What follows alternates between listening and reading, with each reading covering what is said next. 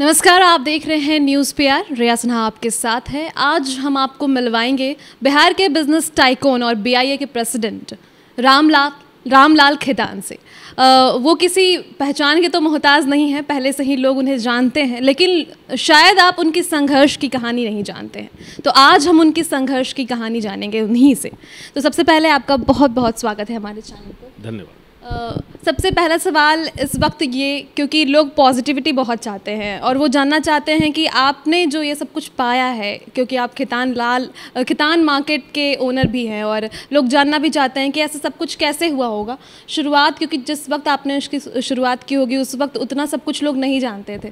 तो कैसे शुरू किया आपने?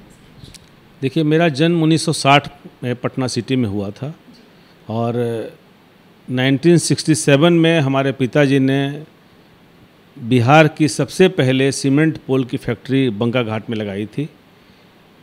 उसके बाद उन्होंने कई इंडस्ट्री और लगाई। पटना सिटी से पटना में हम लोग 1971 में आए।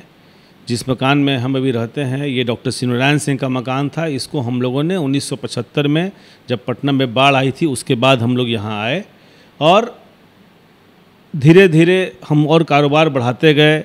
हमने 1982 में पटना सिटी में ही एक स्टील की रोलिंग मिल लगाई और हमारी जो फैक्ट्री थी बंका घाट में, उसमें 1967 में जो भारत की उस समय प्रधानमंत्री थी इंदिरा गांधी, वो वहाँ आई थी और हम बिजली बोर्ड में हमारे पिताजी सब सप्लाई का काम किया करते थे। हम भी उनके साथ साथ हमने 1976 में मैट्रिकुलेशन किया, 80 में ग्रेजुएशन किया और 78 से हम पिताजी के साथ साथ धीरे धीरे काम कुछ बिहार में ही हुआ। जी, जो हुआ सब कुछ पटना में ही हुआ।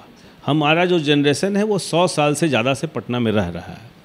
तो 1978 से हम लोगों ने पिताजी के साथ अपना उनके संरक्षण में उनके साथ काम करना शुरू किया और हमारी स्टेशन रोड पर हमारी मशीनरी पार्ट्स की दुकान थी। हम वहाँ जाने लगे। हम कॉलेज के साथ साथ बिज़नेस भी देखते थे। 1989 में हम लोगों ने ये जो बाकरगंज में जो हमारा खितान मार्केट है वो ज़मीन हम लोगों ने ली और उसमें 1990 में हम लोगों ने कंस्ट्रक्शन स्टार्ट किया, जो आज बिहार और झारखंड का सबसे बड़ा शॉपिंग कॉम्प्लेक्स है, जिसमें लगभग 1200 दुकानें हैं और उस मार्केट के कारण करीब 50,000 लोगों को एम्प्लॉयमेंट मिल रहा है।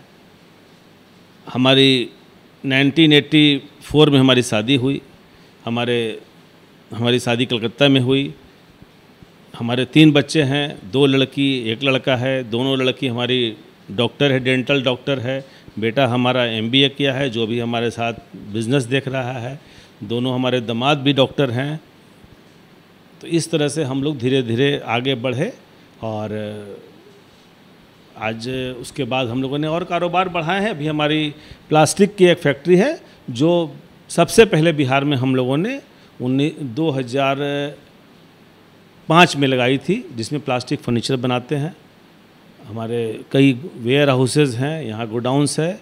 पटना सिटी जहाँ हम पहले रहते थे उस मकान को हम लोगों ने तोड़कर, हमारी माँ का डेथ 1990 में हो गया, तो उनकी याद में हम लोगों ने वहाँ एक चैरिटी स्कूल बनाया जो आज भी चल रहा है।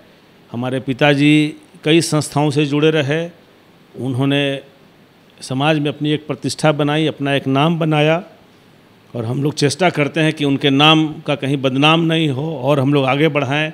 वो बिहार में उन्होंने वन बंधु परिषद नाम की एक संस्था का संचालन किया, जिसके पूरे हिंदुस्तान में विद्यालय हैं जहां बच्चों को मुफ्त शिक्षा पढ़ाई जाती है। आज भी विद्यालय फल फूल रहे हैं। हमारे पिताजी बिहार चैम्बर ऑफ कॉमर्स के अध्यक्ष भी रहे 2014 में। उन्हीं के आशीर्वाद से मैं भी बिहार इंडस्ट्री एसोसिएशन से जुड़ा और वहां मैं आज प्रेसिडेंट हूं। मेरा चौथा टर्म। एक और सवाल सर, आपने ये सब कुछ जो भी आपने जो पाया उसमें ऐसे ही तो नहीं पाया होगा, उसमें भी कुछ आपको चैलेंजेस आए होंगे। तो कोई ऐसा चैलेंज जो आपको हिट कर गया हो, बहुत परेशानी हुई हो उस वक्त, ऐसा कुछ हुआ था आपके साथ? देखिए, कोई भी काम आदमी करता है तो बाधा हर काम में आती है, उससे लड़ के ही आगे बढ़ा जाता है।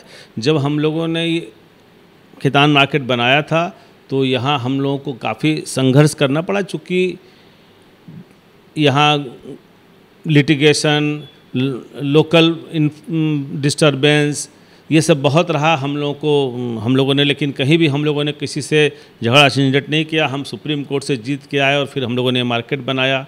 ये मार्केट बनाना हमारे लिए चैलेंजिंग था कि इतना बड़ा मार्केट और बिहार झारखंड में नहीं था। इस मार्केट को बनाने में हमारा छोटा भाई जो है, जो अभी बॉम्बे में है, उसकी वहाँ फैक्ट्री है, वो वहीं रहता है। उसने और हम लोग यहाँ हिंदुस्तान में हम लोग कई जगह घूमे और वहाँ के मार्केट देख के आए। जो उसमें अच्छी बातें लगी उसको हम लोगों ने एक जगह समायोजित करके ये मार्केट बनाया। और इस मार्केट में हम लोगों ने जब बनाया था तो एक फाउंटेन बनाया था, झरना, जो पूरे एशिया का सेकंड झरना था। उसके पहले वो सिंगापुर के एयरपोर्ट पर था। अब तो ये झरने कहीं जगह लग गए। उस समय जब हम लोग बनाए तो ये एक पिकनिक स्पॉट था। जब कोविड आया अचानक से सभी के बिज़नेस पे बहुत इम्पैक्ट पड़ा, और चाहे वो कितने भी बड़े बिजनेसमैन हो, सबने कहा कि ये एक बहुत बड़ी विपदा आ गई हमारे पास, कोई सल्यूशन नहीं था उसका। तो आपके बिज़नेस पर इस पर कितना इफेक्ट पड़ा? देखिए, सिर्फ मेरे बिज़नेस नहीं, पूरे हिंदुस्तान के हर आदमी के बिज़नेस में फ़र्क पड़ा। और आदमी के लाइफ में कुछ घटना घटती है तब वो उसे सीखता है। मैं पहले भी इस तरह की बीमारी से जूझ चुका हूँ। मुझे 1987 में पैंक्रेटाइटिस हो गया था। आपने सुना होगा अमिताभ बच्चन को पैंक्रेटाइटिस हुआ था। उसी तरह का मुझे भी 1987 में प्रॉब्लम हुआ था। और 1987 से लेकर 1999 तक मैं घर पे ही रह के अपना इलाज कराया। उसमें मेरी पत्नी का जितना भी सहयोग, और मानिए कि उसने एक डॉक्टर का रोल निभाया। और फिर अल्टीमेटली जब वो 1999 में काफ़ी मैं सीवियर हो गया, मुझे ठीक होने के आसार लोगों को यहाँ नहीं थी, तो मैं हैदराबाद गया। और वहाँ एक डॉक्टर नहीं, वहाँ एक रियल भगवान है, उनका नाम है डॉक्टर DN रेड्डी, जिनका आज 1000 बेड का हॉस्पिटल है। उनके पूरे विश्व में उनका नाम है, एशियन इंस्टीट्यूट ऑफ गैस्ट्रोएंटरोलॉजी। वहाँ मेरा सर्जरी हुआ 2000 में। और 2000 के बाद तो मैंने वो एक फेज़ झेला है बीमारी का। और उसके बाद जब मुझे कोविड हुआ घर में, तो फिर उसी तरह से मेरी पत्नी ने मेरा साथ दिया। वो बोली कि मैं आपके साथ रहूँगी, अकेले नहीं रहूँगी। उसे भी कोविड हुआ, लेकिन हम लोग सब साथ में रहे और हम लोगों ने सब कुछ टैकल करके घर में ही सब इलाज किया और सब हम लोग अच्छे हुए। और बिज़नेस तो ये एक पार्ट है। और ये जो अभी कोविड हुआ, ये कोई नहीं जानता था इसके बारे में। पीछे 100 साल में ऐसी कोई घटना नहीं हुई है। तो ये नया है। तो जो भी कुछ नया होता है आदमी उसको झेलता है, झेल के आगे बढ़ने देता है। फिर अब आगे जो जनरेशन आएगा उसको मालूम पड़ेगा कोविड क्या चीज़ थी और क्या हुआ। एक और सवाल कि स्टार्टअप्स के लिए अभी यंगस्टर्स काफ़ी आ रहे, क्योंकि जब कोविड आया तो सब लोग अपने वापस घर आ गए और अब कोई वापस जाना भी नहीं चाहता, ना अपनी कंपनीज़ में वापस जाना चाहता है और ना ही कहीं बाहर सेटअप करना चाहता है। लेकिन बिहार में कहते हैं एक्सपोजर बहुत कम है, यहाँ इंडस्ट्रीज़ भी बहुत कम है, ना तो वो जॉब कर सकते हैं किसी इंडस्ट्री में अच्छा अगर उनके पास पहले से वो पढ़े हैं, बहुत अच्छे जगहों से पढ़े हैं, तब भी उनके पास अपॉर्चुनिटीज़ नहीं है। तो स्टार्टअप्स के लिए उन्हें क्या करना चाहिए? देखिए, स्टार्टअप एक ये नया पार्ट है हिंदुस्तान में। और स्टार्टअप की सक्सेस स्टोरी बहुत कम होती है। और ये लोगों को अपॉर्चुनिटी है आगे आने का, अपने नए आइडियाज़ लाने का। और सारे आइडियाज़ क्लिक नहीं करते हैं। लोगों को तुलना की जाती है गूगल से, फ्लिपकार्ट से, अमेज़न से। तो हर आदमी वो नहीं कर सकता, लेकिन वो भी एक उसी का पार्ट है। तो स्टार्टअप में बिहार सरकार और भारत सरकार ने बहुत अच्छी स्कीम निकाल रखी है। हमारे बिहार की बहुत अच्छी पॉलिसी है। हम बिहार इंडस्ट्री एसोसिएशन में बिहार का सबसे पहला इंक्यूबेशन सेंटर है, जहां अभी हम 50 से ज़्यादा बच्चों को इंक्यूबेट करते हैं। हमारे यहाँ से भी कुछ सक्सेस स्टोरीज़ निकली है और धीरे धीरे वो लोग अच्छा काम कर रहे हैं। स्टार्टअप में कोई भी आदमी जिसके पास आइडिया हो वो बिहार सरकार में अप्लाई कर सकता है। उसका सिलेक्शन होने पर सरकार उनको पैसा भी देती है, उनको फैसिलिटीज़ भी मिलती है। तो ये तो उनके ऊपर डिपेंड करता है कि वो किस तरह का स्टार्टअप करते हैं, वो कितना दूर तक जाएगा। और किसी भी बिज़नेस हो या स्टार्टअप हो, उसमें पेशेंस की बहुत ज़रूरत है और रिस्क लेने का है। आप जितना पेशेंस रखेंगे और जितना रिस्क लेंगे उतना आगे बढ़ने का आपको चांस रहेगा। बहुत सारे ऐसे बच्चे हैं जो बिहार के हैं, बाहर पढ़े हैं और वापस आने पे उन्हें ये चीज़ें पचती नहीं हैं। जैसा कि आपने कहा, आपने सब कुछ यहाँ बिहार में किया है, अपनी पढ़ाई भी, शुरुआत भी, अपने जर्नी की भी शुरुआत आपने यहीं की, सब कुछ यहीं किया। तो उन बच्चों को क्या कहना चाहेंगे जो बाहर रहते हैं और मतलब यहाँ से बाहर रहते हैं और अपने पेरेंट्स को छोड़कर रहते हैं और स्टिल बिहार को कहते हैं कि बिहार में कुछ नहीं है, तो अब क्या कहना चाहेंगे? ये बिहार में एक ट्रेंड बना हुआ है नौकरी करने का। उस माइंड सेट को बदलने की आवश्यकता है। हम जॉब देने वाले बने। जिस दिन आपके मन में भावना आ जाएगी तो जितना पैसा आपको तनख्वाह से मिलता है उससे ज़्यादा अर्न होगा और आप जो नौकरी की तलाश में हैं आप 10-20 लोगों को नौकरी दे सकते हैं। तो बिहार में बहुत काम करने का स्कोप है। उनके मन में खाली इच्छा शक्ति होनी चाहिए, थोड़ा उनको बैकग्राउंड उनका थोड़ा बहुत मजबूत होना चाहिए। बाकी बिहार सरकार सपोर्ट करती है और उनको चाहिए कि हम जॉब दें, हम जॉब क्रिएट करें। तो जिस दिन उनके मन में ये भावना आ जाएगी तो जो बिहार की स्थिति आज है इससे अच्छी स्थिति हो जाएगी, क्योंकि नौजवान काम करने के लिए आ जाएंगे। और अभी तो नई नई टेक्नोलॉजी आ गई है, तो बहुत सारे काम हैं जो घर बैठ के भी किया जा सकता है। और इस पीरियड में तो लोगों ने सीख लिया है कि किस तरह से घर में बैठकर काम किया जाता है। तो स्टार्टअप हो या बिजनेस करना हो, बिहार में उसका काफ़ी स्कोप है, क्योंकि बिहार जो है वो पूरे देश की 10% आबादी यहाँ रहती है और यहाँ हमको बहुत चीज़ चाहिए जो हमारे यहाँ प्रोड्यूस नहीं होता है, हम बिहार के अन्य राज्यों से लाते हैं। तो उन चीज़ों का यहाँ उत्पादन किया जा सकता है छोटे और बड़े स्केल से। कोई भी आदमी एक ही बार बड़ा नहीं बनता है, तो उनको छोटे से स्टार्ट करके रिस्क लेना चाहिए। नौकरी की ओर न जा करके नौकरी देने वाला जिस दिन बनेंगे वो उस दिन बिहार का ग्रोथ अपने आप बढ़ेगा और यहाँ इंडस्ट्रियलाइजेशन भी बढ़ेगा। एक और सवाल, कहते हैं कि हमारे से आगे वाला जो जनरेशन होता है अक्सर हमसे एक होता है। आपके भी बेटे हैं, उन्होंने MBA किया है। आप उनमें क्या नए आइडियाज़ देखते हैं जो शायद आप अप्लाई नहीं कर पाते, वो अप्लाई करते? आपने कहा उन्होंने MBA किया है और आपकी सहायता कर रहे हैं, तो उनमें क्या अलग चीज़ें आपने देखी, क्या स्पार्क देखा है जो आप में नहीं है और आपके पिताजी में आपने नहीं देख पाया? देखिए, जो आजकल का युग जो हो गया वो IT युग हो गया है। और हमारे टाइम में पहले उस समय मोबाइल नहीं था, इंटरनेट नहीं था, तो अब इससे बहुत चीज़ें लोगों को सीखने को मिल जाती हैं। आप बटन दबाओगे आपको पूरे दुनिया की जानकारी मिल जाएगी, जो ये फैसिलिटी नहीं थी।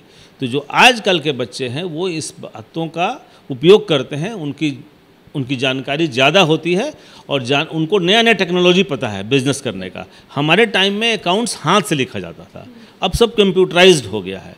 तो ये इसी तरह से हर क्षेत्र में हुआ है। मशीन भी ऑटोमाइजेशन हो गया, पहले ज़्यादा लेबर काम करते थे। तो जो नए बच्चे हैं, जो हमारा बेटा है, ये भी उसी तरह से जो नई टेक्नोलॉजी है उसका इस्तेमाल करता है। तो हमको लगता है कि भाई हम कुछ भी नहीं जानते हैं उसके मुकाबले में। तो you think he is better than you? Sure, इसमें कोई दो मत नहीं है। और किसी भी गार्जियन को खुशी होती है कि उसका बच्चा नाम आगे बढ़ाए। हमारे पिताजी भी यही चाहते थे कि भाई हमारा बेटा नाम आगे बढ़ाए। तो अब यहाँ पे ही रहेंगे आपके साथ? वो हमारे साथ ही रहते हैं और हमारा जो भी बिजनेस है सब वही हैंडल करते हैं।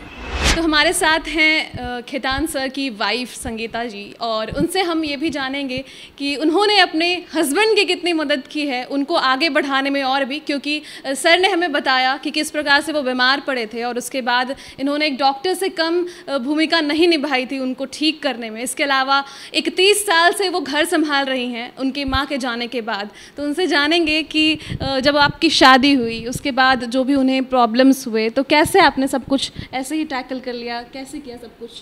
जब मेरी शादी हुई उसमें तो एकदम नॉर्मल लाइफ थी। 87 में अचानक से जब ये बीमार पड़े तो उसमें मम्मी पापा दोनों का बहुत सपोर्ट रहा। डॉक्टर UP सिंह हमारा बहुत सपोर्ट किए थे। फिर मम्मी के जाने के बाद से बहुत प्रॉब्लम हुई। फिर अचानक से आई थिंक 97 में बहुत बीमार पड़े, तब उस समय बहुत हार गए थे। फिर किस्मत कही है कि हमको हैदराबाद के डॉक्टर नागेश्वर रेड्डी का पता चला। बट घर में सब कुछ तो आप ही करती होंगी, सब कुछ इनको देखना, इनकी दवा, इनकी बाकी चीजें। वो फिर शक्ति मिल जाती है। शक्ति मिल जाती है, वो वाइफ की शक्ति होती है। नहीं, बच्चे भी छोटे थे, घर में और भी मेंबर्स थे, मेरे देवर देवरानी पापा थे, सब थे, तो मिलजुल के।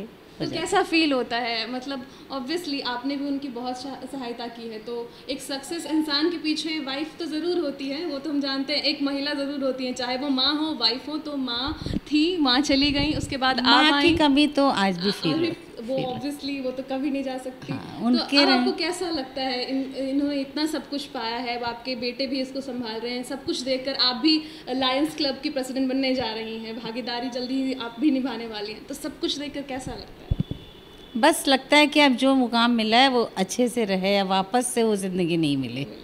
तो बहुत बहुत धन्यवाद आप। तो आपने सारी बातें सुनी हैं कि किस तरीके से आप बिज़नेस स्टार्ट कर सकते हो, और अगर स्टार्ट करते हो तो आपको क्या चीज़ें करने की ज़रूरत है, और सर ने अपने सारी संघर्ष की कहानी बताई कि किस प्रकार से उन्होंने ये मुकाम पाया है। तो कोई भी मुकाम पाना इतना आसान नहीं होता, आपको इनकी कहानी से समझ आ गया होगा। फ़िलहाल आज के लिए बस इतना ही, बहुत बहुत धन्यवाद।